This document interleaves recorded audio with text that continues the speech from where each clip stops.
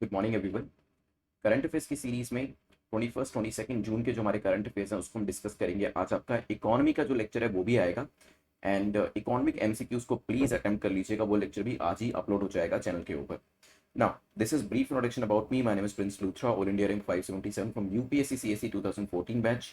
आज के जो इंपॉर्टेंट एरियाज करंट अफेयर्स को लेकर हमें डिस्कस करने हैं वो यहाँ पर देख लेते हैं। तो डिस्कशन हमारा होगा डैशकम नेशनल पार्क के बारे में, हम परम अनंत के बारे में डिस्कशन करेंगे, यूएन पीस कीपिंग को लेकर भी एक क्वेश्चन हमारा रहेगा, जो पोल्यूशन एट वर्क प्लेस है इसको लेकर भी कुछ डेटा बाहर आया उसके बारे में डिस्कशन करेंगे। देन पोपोलिथोफोर्स क्या होता है इसके बारे में जानने की कोशिश करेंगे। जनरेशन नेक्स्ट डेमोक्रेटिक नेटवर्क जो है ये डिस्कस करते हुए हम पीएमईजीपी के बारे में डिस्कशन करने वाले हैं। इंडस वाटर ट्रीटी न्यूज में थी और काफी न्यूज में रहती भी है, इसको लेकर भी डिस्कशन रहेगा। रेड सेंडर्स को लेकर भी एंड फाइनली इकोनॉमिक एरिया से लेकर यूनिकॉर्न को लेकर हमारा डिस्कशन आज होने वाला है इस लेक्चर के अंदर।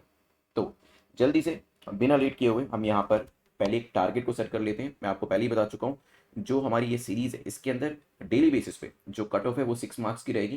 क्वेश्चन को करेक्ट करेंगे तो 1 मार्क, इनकरेक्ट करेंगे तो 0, अदरवाइज -2। आपकी जो नेगेटिव जो है आपको मार्किंग करनी है अगर आप क्वेश्चन को गलत तरीके से रीड करते हैं, गलत तरीके से समझते हैं उस सिचुएशन के अंदर।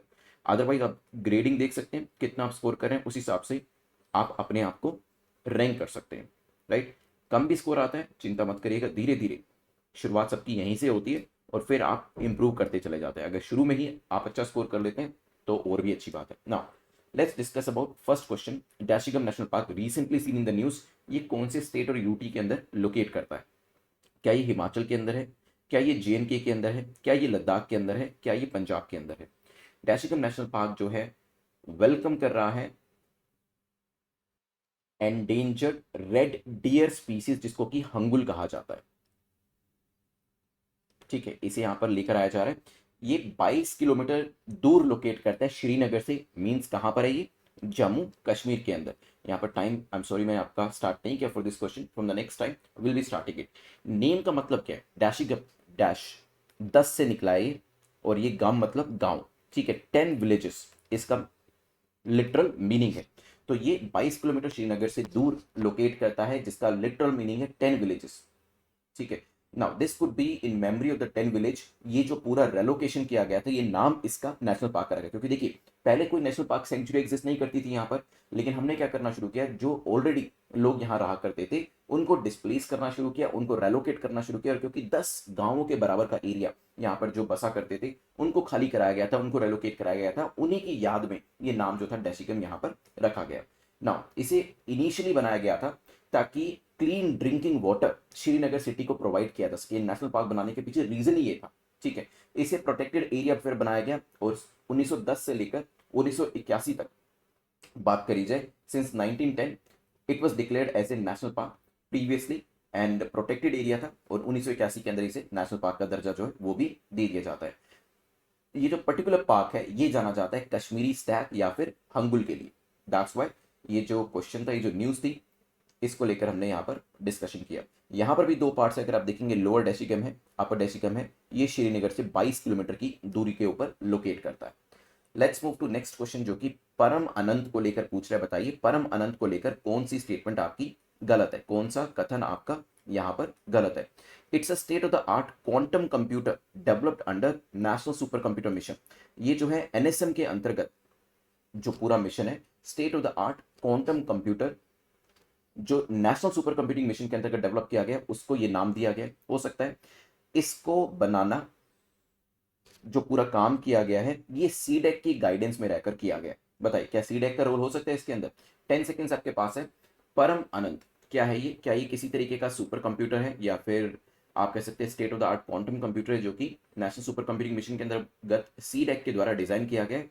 सो यहाँ पर परम अनंत जो है, yes it's a super computing facility जो कि एस्टैब्लिश करी गई है फेज 2 के अंदर। नेशनल सुपर कंप्यूटिंग मिशन के अंतर्गत हम अलग अलग कंप्यूटेशन फैसिलिटीज बना रहे हैं, अलग अलग सुपर कंप्यूटर्स बना रहे हैं, उसी तरीके से परम अनंत को भी यहाँ पर बनाया गया। तो पहली स्टेटमेंट आपकी ठीक हो जाती है।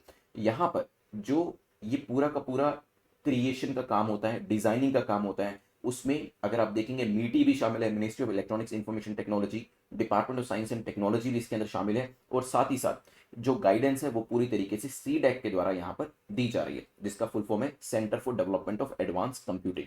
तो करेक्ट आंसर क्या हो जाएगा आपका? C will be the sorry, D will be the correct answer, क्योंकि यहाँ पर इनकरेक्ट आपको बताना था। अगर आपने सी लिखा है मीन्स आपने ये इनकरेक्ट नहीं पढ़ा, दोनों सही थे और जल्दी से सी मार्क कर दिया, उस सिचुएशन के अंदर -2 आपको यहाँ पर देना पड़ेगा। Let's move to next question which is question number 3, जो कि यूएन पीस कीपिंग को लेकर पूछ रहा है। बताइए यूएन पीस कीपिंग को लेकर कौन सी स्टेटमेंट आपकी करेक्ट है। पहली स्टेटमेंट कहती है ये सिक्योरिटी प्रोवाइड करता है, it provide security as well as political and peace building support to conflict ridden countries. तो जहां पर भी कॉन्फ्लिक्ट है वहां पर पीस एस्टैब्लिश करने के लिए इस फोर्स को भेजा जाता है। इंडिया पहली ऐसी कंट्री थी जिसने ऑल वुमेन कॉन्टिजेंट को यूएन पीस कीपिंग फोर्स के अंदर डिप्लॉय किया था। 10 सेकेंड्स सोचिए। इस साल का जो थीम है इंटरनेशनल डे का of UN peace keeper, that is 3 peace. वो 3 पीस क्या है? पीपल, कई बार थीम भी पूछ लिया जाता है, people, peace, progress, this is the theme. इस साल का जो यूएन या फिर international day of UN peace keeper है उसमें जो थीम है वो 3P रखा गया है, that is people, peace and progress, the power of partnership. Yes, जहां पर भी जिन कंट्रीज के अंदर कॉन्फ्लिक्ट होता है वहां पर इस सेना को भेजा जाता है ताकि शांति को वहां पर लेकर आया जा सके। इंडिया 2007 के अंदर पहली ऐसी कंट्री बना था जिसने ऑल वुमेन कॉन्टिजेंट जो है वो यहाँ पर भेजा था। तो दोनों ही स्टेटमेंट्स आपकी क्या हो जाती है? करेक्ट हो जाती है। UN peace keepers provide security as well as political and peace building support इनके द्वारा दिया जाता है। 3 बेसिक प्रिंसिपल इसके अंदर होते हैं। Consent of the party, party की कॉन्सेंट होनी चाहिए, इम्पार्शियलिटी से ये काम करेंगे, एंड जो फोर्स होता है उसको यूज नहीं करेंगे accept in the case of self defence. ऐसा नहीं है कि दूसरी कंट्री में जाकर ये लड़ाई करना शुरू कर देंगे, नहीं, वहां पर फोर्स का इस्तेमाल नहीं करेंगे until and unless they are provoked, until and unless self defense के लिए इसे यूज करना पड़े। ठीक है, चलिए तो करेक्ट आंसर क्या हो जाता है यहाँ पर? C will be the correct answer. इन्हें ब्लू बैरेट भी कहा जाता है, ब्लू हेलमेट भी कहा जाता है, because of the colour of the cap. Now next is question number 4, consider the following statement with reference to death due to pollution at work place. Death हो रही है पोल्यूशन की वजह से वर्क प्लेसेस के ऊपर, उसको लेकर पूछा गया, बताइए करेक्ट स्टेटमेंट आपकी कौन सी है।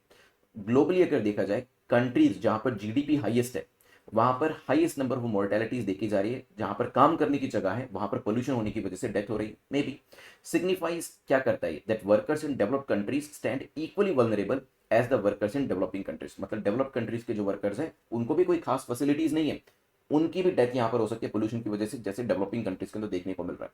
तो 10 सेकेंड्स आपके पास है, सोचिए क्या आंसर होगा। रिसेंटली एक रिपोर्ट आई यहाँ पर लेंसेट के द्वारा, इसे लेकर आया गया, किसके द्वारा? लेंसेट।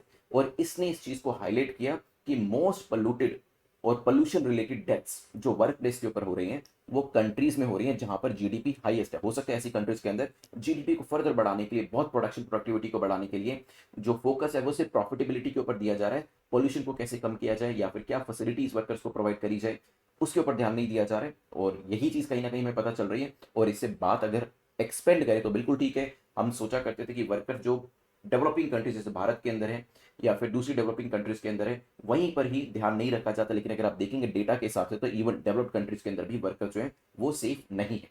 रिपोर्ट को पब्लिश किसके द्वारा किया गया? लेंसेट जर्नल के अंदर जो है इसके बारे में बताया गया है। और ये भी बताया गया कि कंट्रीज जहां पर हाईएस्ट जीडीपी है वहां पर पोल्यूशन भी ज्यादा है और वहां पर मोर्टेलिटी रेट भी इसकी वजह से ज्यादा हो जाता है। ठीक है, चलिए तो यहाँ पे करेक्ट आंसर क्या हो जाएगा? दोनों स्टेटमेंट ठीक होने की वजह से C will be the correct answer. वैसे यहाँ पर जो कंट्रीज हैं, अगर हम एशिया की बात करें तो कंट्रीज की रैंकिंग भी यहाँ पर दी गई है। पोल्यूशन किल्स 8.3 मिलियन पीपल, यहाँ पे वर्क प्लेस की बात नहीं करी जा रही है, वैसे कंट्री में कहाँ कहाँ पोल्यूशन ज्यादा है और जिसकी वजह से डेथ रेट बढ़ रही है वो यहाँ पर आपको जो डेटा है दिया गया। Let's move to next question which is question number 5, जो कि सिंपल आपका फैक्चुअल क्वेश्चन है। Coccolithophores recently seen in the news, ये क्या है? ये कोई फाइटोप्लैंक्टन है या इससे रिलेट करता है, एल्जी या एल्गी से रिलेट करता है, फंजाई से रिलेट करता है, या फिर none of the above? 10 seconds सोचे क्या आंसर होगा, फिर करते हैं डिस्कशन। रिसेंटली डिस्कवरी करी गई है, डिस्कवरी ऑफ घोस्ट फॉसिल, इसने रिवील किया है plankton resilience to past global warming events. पुराने टाइम में जब भी ग्लोबल वार्मिंग हुई तो फाइटोप्लैंक्टन्स या प्लैंक्टन्स जो थे उनका रिस्पॉन्स, रिएक्शन या सर्वाइवल रेट क्या था। ठीक है, ये इसे कहा गया कोकोलिथोफोर्स और ये क्या है? ये फाइटोप्लैंक्टन से रिलेट करते हैं। Like any other type of phytoplankton, जो कोकोलिथोफोर्स थे they were one celled plant like organism. ठीक है, वन सेल्ड प्लांट जो थे वो कोकोलिथोफोर्स के तौर पर जाने जाते थे। अभी रिसेंटली हमें इसके बारे में जानकारी मिली। ठीक है, इनके आसपास माइक्रोस्कोपिक प्लेटिंग रहा करती थी लाइमस्टोन की जो बनी होती थी। नाउ नेक्स्ट करेक्ट आंसर क्या हो जाएगा यहाँ पर? A will be the correct answer. एक बार इमेज में भी देख लीजिए किस तरीके के दिखते थे। नेक्स्ट क्वेश्चन नंबर 6 पे चलते हैं। नेट 50 कूपन कोड को आप यूज कर सकते हैं अगर आप 2023 या 2024 के जो कोर्सेज अवेलेबल हैं उसके अंदर एनरोल करना चाहते हैं। Next, generation next democratic network recently seen in the news, इसे किसके द्वारा लॉन्च किया गया है? इसे ऑब्जर्वर रिसर्च फाउंडेशन के द्वारा लेकर आया गया है, वर्ल्ड पीस फाउंडेशन के द्वारा लेकर आया गया है, centre for science and environment के द्वारा, या फिर Indian council for cultural relation के द्वारा। जनरेशन या gen next democratic network, 10 seconds आपके पास है, सोचिए किसके द्वारा इसे लेकर आया गया होगा? बताइए। एक 10 डे प्रोग्राम जो है वो जेन नेक्स्ट डेमोक्रेसी नेटवर्क का कंक्लूड किया गया है, जो कि ICCR Indian council of cultural relation के द्वारा ऑर्गेनाइज किया गया था। तो करेक्ट आंसर क्या हो जाएगा? D will be the correct answer. Generation next democratic network एक नया इनिशिएटिव है और इसे ICCR के द्वारा प्लान किया गया था। ICCR अपने आप में एक ऑटोनमस बॉडी है जो कि किसके अंतर्गत आती है? It comes under external affair, ministry external affair जो है उसके अंतर्गत ये आती है, जो कि डील करती है बेसिकली इंडिया के कल्चरल रिलेशंस कैसे हैं, एक्सटर्नल कंट्रीज के साथ हमारे रिलेशंस कैसे हैं, ये सब चीज़ों को मैनेज करती है। ये एक प्रोग्राम है in which we are inviting young leaders. ये आपका जेन नेक्स्ट डेमोक्रेटिक नेटवर्क जो है, हम यंग लीडर्स को बुला रहे हैं जिनकी age below the age of 35 होनी चाहिए एंड 75 डिफरेंट डेमोक्रेसी से इन लीडर्स को यहाँ पर बुलाया जा रहा है। ये जो यंग लीडर्स होंगे ये रूलिंग पार्टी के होने वाले हैं, अपोजिशन पार्टी के होने वाले हैं, की पार्टीज के होने वाले हैं, सभी जगह से ये आपको यंग लीडर्स देखने को मिलेंगे जनरेशन नेक्स्ट डेमोक्रेटिक नेटवर्क को लेकर। नेक्स्ट है PMEGP, प्रधानमंत्री एम्प्लॉयमेंट जनरेशन प्रोग्राम को लेकर पूछा गया। बताइए करेक्ट स्टेटमेंट, दो स्टेटमेंट दी गई है, कौन सी है? ये एक सेंट्रल सेक्टर स्कीम है जो कि ministry of micro small medium enterprise के द्वारा एडमिनिस्टर करी जाती है क्या? May be recently it has been extended for next 5 years till financial year 2026। अभी रिसेंटली क्या हुआ है, इसे एक्सटेंड किया गया है कितने टाइम के लिए? आने वाले 5 सालों के लिए, और 2026 तक इसे रखा जाएगा। 10 सेकेंड्स आपके पास है, सोचिए सेंटर ने क्या इसको एक्सटेंशन दिया होगा या खत्म कर दिया होगा? क्या लगता है? देखिए एम्प्लॉयमेंट को लेकर तो वैसे ही ह्यू एंड क्राई हमारी कंट्री के अंदर भी मचा हुआ है, तो it's very like it's pretty much difficult you can say for the government कि वो इस स्कीम को बंद नहीं करने वाले, रादर इसको एक्सटेंशन दिया गया टिल 2026। ये स्टेटमेंट आपकी ठीक हो जाती है। ये क्रेडिट लिंक सब्सिडी स्कीम के तौर पर लॉन्च करी गई थी for generation of employment opportunities through establishment of micro enterprise in rural as well as urban areas. Rural urban areas में हम क्या करेंगे? माइक्रो एंटरप्राइज बनाएंगे और वहां पर एम्प्लॉयमेंट अपॉर्चुनिटीज जो है वो यहाँ पर क्रिएट करी जाएगी। यस, सेंट्रल सेक्टर स्कीम है, मतलब जो पैसा है वो सेंटर की तरफ से आएगा और इसे एडमिनिस्टर करने के लिए micro small medium enterprise ministry जो है वो यहाँ पर काम करती है। ये जो बेसिकली एडमिनिस्टर करने का काम है MSME का है, लेकिन इसे इंप्लीमेंट करने का काम खादी विलेज इंडस्ट्री कमीशन के द्वारा किया जा रहा है, क्योंकि वो एक नोडल एजेंसी के तौर पर भी काम करती है। तो दोनों ध्यान से रखिएगा, एडमिनिस्टर किसके द्वारा किया जा रहा है, इंप्लीमेंट किसके द्वारा किया जा रहा है। एग्जाम के अंदर ये चीजें इंटरचेंज करके आपको दी जा सकती है। ठीक है, नाउ करेक्ट आंसर यहां पर हो जाएगा आपका C. Let's move to next question which is question number 8। Question number 8 को देखते हैं जो कि पूछ रहा है इंडस वाटर ट्रीटी को लेकर। इंडस वाटर ट्रीटी को लेकर पूछा गया, बताइए कौन सी स्टेटमेंट आपकी करेक्ट है, कौन सा कथन आपका सही है। पहली स्टेटमेंट कहती है ये एक ट्राइपार्टाइट ट्रीटी है, मतलब इसमें 3 पार्टीज हैं, इंडिया, पाकिस्तान, चाइना। हो सकता है, ये सही है। It is required to establish a permanent Indus commission, इसके हिसाब से permanent Indus commission information exchange के लिए बनानी मैंडेटरी है। 10 सेकेंड्स सोचिए क्या आंसर होगा, फिर करते हैं discussion. Right now you can see की talks are going on between India and Pakistan. Indus water treaty को लेकर दोनों मुल्क जो है बातचीत कर रहे हैं और ये बातचीत न्यू दिल्ली में शुरू हुई। ट्राइपार्टाइट नहीं है। देखिए चाइना वाज स्मार्ट, तो चाइना कभी इस ट्रीटी के अंदर आया ही नहीं, या फिर उसने इंडिया के साथ किसी भी तरीके की ट्रीटी को साइन नहीं किया। तो वो अपने वो बेसिकली पानी जो उनके यहाँ से हमारे भारत के अंदर आता है उसे वो किसी भी तरीके से यूज कर सकते हैं। तभी वो आपने देखा होगा कई बार ब्रह्मपुत्र का पानी छोड़ देते हैं, कभी कंट्रोल कर लेते हैं, तो किसी जगह पे सूखा करना है, कहीं पे बाढ़ लानी है, इसके पर पूरा का पूरा कंट्रोल जो है वो चाइनीज लोगों का रहता है। लेकिन हमारे यहाँ पर हमने ट्रीटी साइन करी पाकिस्तान के साथ, और उसके बाद पाकिस्तान जो है वो अलग अलग तरीके जो है उसको उठाता रहता है कि देखिए हिंदुस्तान ने पानी को रोक दिया, देखिए हिंदुस्तान बांध बना रहा है, and so many complaints they keep on doing. ये हमें नुकसान हुआ ट्रीटी को साइन करने का। खैर, it is required to establish permanent Indus commission, तो यस PIC हमने यहाँ पर बना रखा है, तो करेक्ट आंसर क्या हो जाएगा?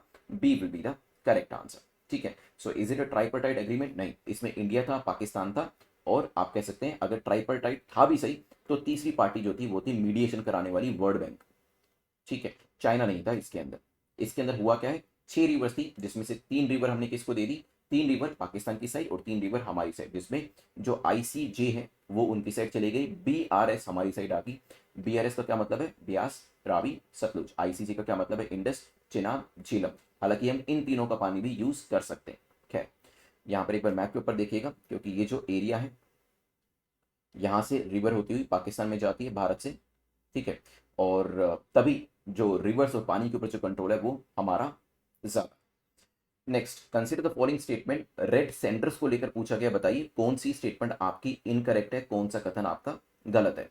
दे are endangered under IUCN red list. तो ये जो रेड सेंडर्स हैं ये एंडेंजर्ड माने जाते हैं रेड लिस्ट के अंदर, हो सकता है। The export of red sanders from India is prohibited as per the foreign trade policy. जो एक्सपोर्ट है किसका, रेड सेंडर्स का, इंडिया से, इसे प्रोहिबिट किया गया। 10 सेकेंड्स सोचिए क्या आंसर होगा, फिर करते हैं discussion. Directorate of revenue intelligence, जिसे DRI कहा जाता है, इन्होंने अभी 11.70 करोड़ का जो रेड सेंडर है उसे पकड़ा है, जिसे ऑपरेशन रक्त चंदन कहा गया। देखिए रक्त चंदन, क्योंकि इसे लाल चंदन कहा जाता है, रक्त लाल कलर का होता है, जो ब्लड होता है, blood is of red colour, so रक्त चंदन इसको नाम दिया गया, क्योंकि ये चंदन की, आपकी लाल चंदन की लकड़ी होती है जो काफी महंगी मानी जाती है, और 11 करोड़ की या कहें 12 करोड़ की लकड़ी जो है उसे ऑपरेशन के अंतर्गत पकड़ा गया, ठीक है। So they are endangered, yes they are endangered, और प्रोहिबिट किया गया है। दोनों स्टेटमेंट ठीक है, आंसर वैसे सी होना चाहिए, लेकिन अगर आपने सी मार्क किया तो अपने आपको -2 दे दीजिएगा, क्योंकि क्वेश्चन में इनकरेक्ट पूछा है, तो answer will be D only, D यहाँ पर आंसर हो जाएगा। पुष्पा तो आपने देखी होगी, जो आपकी पूरी सीरीज है, आपका जो मूवी है, तो उसके अंदर भी रेड सैंडर्स को लेकर ही यहाँ पर पूरी जो बात थी वो करी गई थी, right.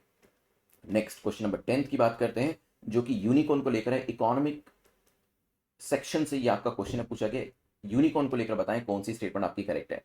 They are privately held venture capital backed startups जिनका वैल्यूएशन 10 बिलियन से ज्यादा है, क्या हम उनको यूनिकॉर्न कहते हैं। कंडीशन दे रखी है, कौन उनको बैक करता है ये बताया हुआ है। एनुअल ग्रोथ रेट देखे तो इंडिया के यूनिकॉर्न की ग्रोथ जो है वो US UK से क्या ज्यादा है, सोचिए बताइए। अभी रिसेंटली 2022 के अंदर ही इंडिया ने लैंडमार्क फिगर को टच किया 100। यहाँ पर अभी तो 101st भी 102nd भी आ रहे हैं, तो यहाँ पर 100 यूनिकॉर्न्स जो है वो हमारे यहाँ पर आ चुके हैं, जिसमें वैल्यूएशन 300 बिलियन के आसपास का है। देखिए जब भी कोई स्टार्टअप 1 बिलियन मार्क को टच कर लेता है, मींस उसका वैल्यूएशन जो है वो 1 बिलियन को टच कर लेता है, उस सिचुएशन के अंदर उसे क्या कहा जाता है, उस सिचुएशन के अंदर वो यूनिकॉर्न बन जाता है, जो कि वेंचर कैपिटलिस्ट बैक्ड रहता है। तो पहली स्टेटमेंट ठीक है, इंडिया के अंदर ग्रोथ भी इनकी ज्यादा है, तो सेकंड स्टेटमेंट भी ठीक हो जाती है। तो क्या आंसर हो जाएगा, B will be the correct answer, क्योंकि यहाँ पे 10 बिलियन दिया, 1 बिलियन होना चाहिए था, hence first statement is incorrect, ठीक है। तो B will be the correct answer है।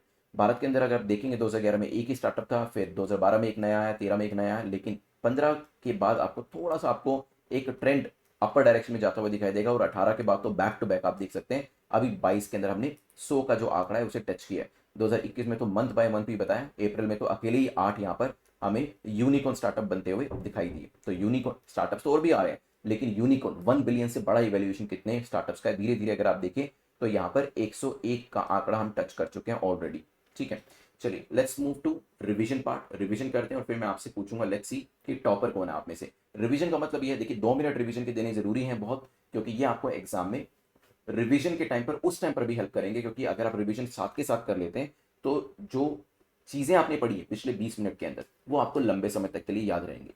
डैशिगम नेशनल पार्क कहाँ पर है, 10 विलेजेस इसे कहा जाता है। लोकेशन जल्दी से बताएं मेरे आंसर देने से पहले, और जो भी चीजें मैंने इसको लेकर पढ़ाई हैं वो बताइए। जैसे हंगुल के बारे में लिख दीजिए, ये लिख दीजिए श्रीनगर से 22 किलोमीटर दूर है। जितनी ज्यादा चीजें रिकॉल करके आप कमेंट सेक्शन में लिखेंगे उतना ज्यादा चीजें आपको एग्जाम में भी याद रहने वाली है। तो कहाँ पर लोकेट करता है, so it is in JNK। यहाँ से आगे बढ़ के हमने परमानंद के बारे में देखा था। परमानंद क्या, जल्दी से बताइएगा। परमानंद नेशनल सुपर कंप्यूटिंग मिशन के अंदर एक सुपर कंप्यूटिंग फैसिलिटी बनाई गई है, CDAC इसको क्या कर रहा है, गाइडेंस के अंदर बनाया जा रहा है। UN पीस कीपिंग के अंदर क्या भारत पहला देश बना था जिसने विमेन पीस कीपिंग या विमेन कॉन्टिजेंट को भेजा था सबसे पहले, येस और नो आंसर करिए। तो ये पीस को सिक्योर करता है कंट्रीज के अंदर जहां पर कॉन्फ्लिक्ट है, ये कभी भी अटैक नहीं करते हैं until and unless self defence के लिए वो किया जाए, ठीक है। तो यस आंसर वाज यस की जो ऑल वुमेन कॉन्टिजेंट थी वो भारत के द्वारा भेजी गई थी, इन्हें ब्लू बैरक्स भी कहा जाता है। फिर हमने डिस्कशन किया डेथ ड्यू टू पॉल्यूशन। तो यहाँ पर हमने देखा डेवलप्ड कंट्री जहाँ पर जीडीपी जितनी ज़्यादा वहाँ पर डेथ रेट भी ज़्यादा हमें देखने को मिल रही है। फिर हमने कोकोलिथोफोर्स के बारे में देखा, so they are related to phytoplankton, जैसे कि हमने यहाँ पर पीछे फोटो के अंदर देखा है। यहाँ पर नेट 50 कूपन कोड को यूज कर लीजिएगा जो भी सीरीज के लिए आप जाना चाहते हैं। जेन नेक्स्ट डेमोक्रेटिक नेटवर्क के बारे में हमने देखा, आईसीसीआर जो है वो इसे लेकर आया है, एक नया इनिशिएटिव शुरू किया गया है जहाँ से क्या किया जाएगा, वेरियस 75 कंट्रीज में से 35 एज से लेस के जो यहाँ पर आपके लीडर्स हैं उनको यहाँ पर इनवाइट किया गया है। फिर हमने यहाँ से आगे बढ़कर पीएमईजीपी के बारे में देखा, आपकी जो सेंट्रल सेक्टर स्कीम है उसके अंदर आती है 2026 तक इसे एक्सटेंड किया गया है। फिर हमने देखा इंडस वाटर ट्रीटी को लेकर, तो इसमें कौन कौन सी पार्टीज थी, भारत था, पाकिस्तान था, वर्ल्ड बैंक था, और परमानेंट इंडस कमीशन बनाना जरूरी है फॉर इंफॉर्मेशन एक्सचेंज, ये भी हमने यहाँ पर देखा। यहाँ से आगे बढ़ के हमने रेड सेंटर्स के बारे में जाना, आईयूसीएन रेड लिस्ट के हिसाब से एंडेंजर कैटेगरी के अंदर आता है। अभी ऑपरेशन रक्त चंदन जो था उसे शुरू किया गया था। Export of red sanders from India इसे प्रोहिबिट किया गया as per the foreign trade policy. और लास्ट में हमने डिस्कशन किया यूनिकॉर्न को लेकर, भारत के अंदर 100 का आंकड़ा पार हो चुका है और वेंचर कैपिटल बैक ये स्टार्टअप्स होते हैं जिसका वैल्यूएशन 1 बिलियन या इससे ज्यादा होता है। भारत में अगर देखा जाए यूएस एंड यूके के कंपैरिजन में जो स्टार्टअप्स हैं और यूनिकॉर्न स्टार्टअप्स जो है उनकी संख्या काफी तेजी से बढ़ रही है। अपने मार्क्स जो है कमेंट सेक्शन में जरूर लिखिएगा, और 6 या 6 से ज्यादा स्कोर है then you are in the safe zone. At the same time जो वीडियो है उसे 24 आवर्स में रिवाइज जरूर कर लीजिएगा। अपने नोट्स सेकंड टाइम जब आप देखेंगे इसे जरूर बना लीजिएगा। नोट मेकिंग इज इंपॉर्टेंट क्योंकि लास्ट में वही नोट्स आपकी एसेट्स के तौर पे काम करेंगे और शॉर्ट टर्म के अंदर आप उसे रिवाइज कर पाएंगे। Thanks for watching this video, have a nice day, take care, good bye.